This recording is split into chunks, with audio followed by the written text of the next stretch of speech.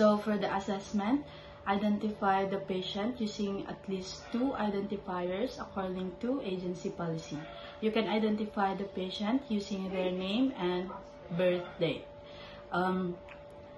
Review patient EHR to determine need to assess apical pulse.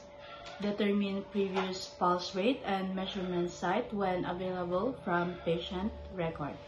Assess for factors that influence apical pulse rate and rhythm. Age, exercise, and heart disease. Assess patient and family caregivers' health literacy. Assess for presence of latex allergy. If patient has latex allergy, ensure that stethoscope is latex-free. Perform hand hygiene. Assess for signs and symptoms of altered cardiac function. Shortness of breath, dizziness, and chest pain. Determine if patient measured apical pulse rate at home. Assess patient's knowledge and skills level. Assess patient knowledge of and prior experience with apical pulse measurement and feelings about procedure. For the planning, determine expected outcomes following completion of procedure. Provide privacy and explain procedure. Help patient to supine or sitting position. Move aside bed linen and gown to expose sternum and left side of chest. Organize and set up equipment needed and perform stethoscope hygiene according to agency policy prior to procedure. Encourage patient to relax and not to speak. The implementation, perform hand hygiene and locate anatomic landmarks to identify the point of maximal impulse or the PMI. Place diaphragm of stethoscope in palm of hand for 5 to 10 seconds. Place diaphragm of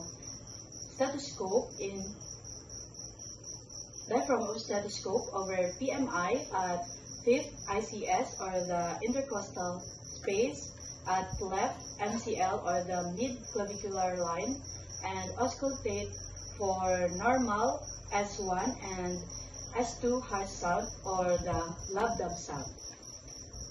After hearing the S1 and S2 with regularity, use second hand of watch and begin to count rate when sweep hand hit number on dial.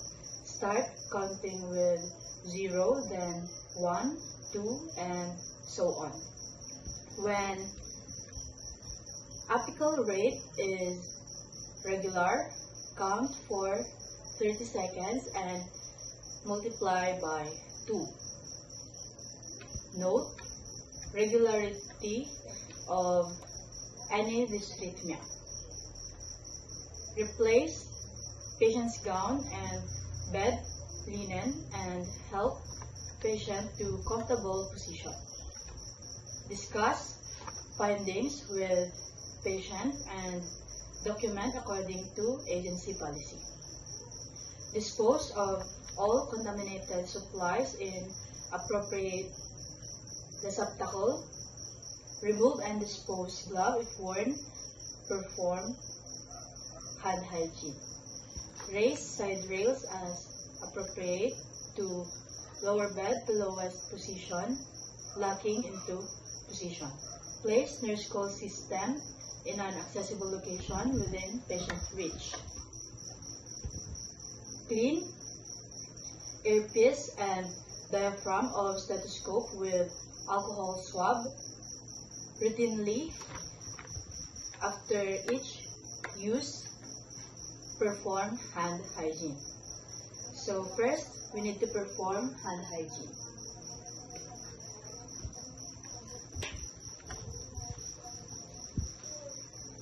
And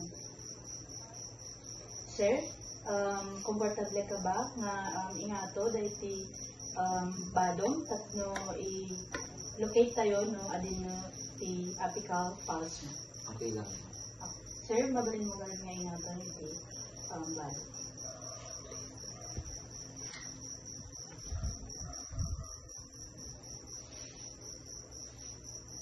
So ma'am, ito ayan na dyan apical pulse iti pasyente. So, first, kailangan tayo nga ikabil dyan diaphragm. Iti stethoscope. Ito'y palm tayo for 5 to 10 seconds.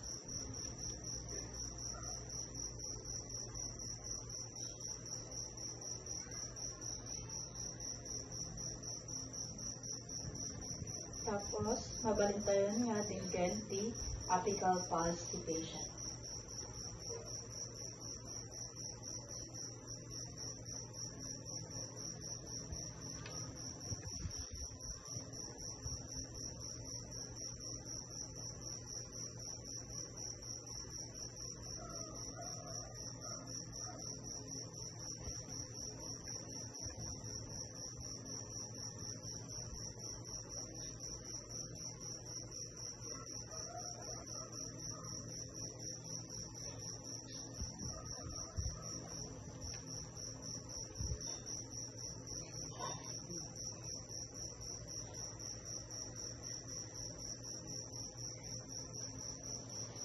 So, the apical pulse, the pasyente kat 52, kat kailangan tayo nga i-multiply iti 2, tapno,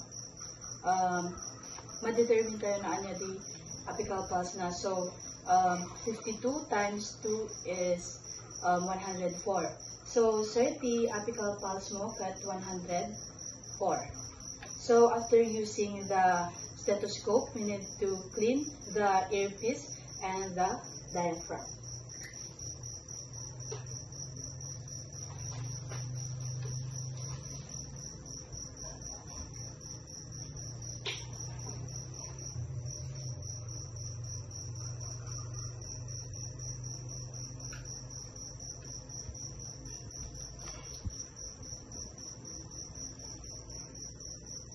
And then perform hand hygiene.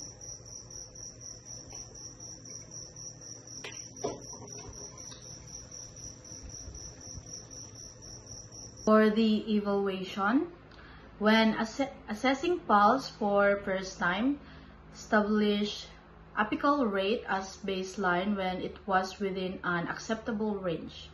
Compare apical rate and character with patient's previous baseline and acceptable range of HR for patient's age. Use stitch back. Revise instruction if patient or family caregivers is not able to teach back correctly. For the documentation, document apical pulse rate and rhythm appropriately. When apical pulse not found at 5th ICS and left MCL, document location of PMI. Document measurement of apical pulse rate after administration of specific therapies per agency policy. Document evaluation of patient and family caregiver learning. For the hand-off reporting, report abnormal findings to nurse in charge or healthcare provider.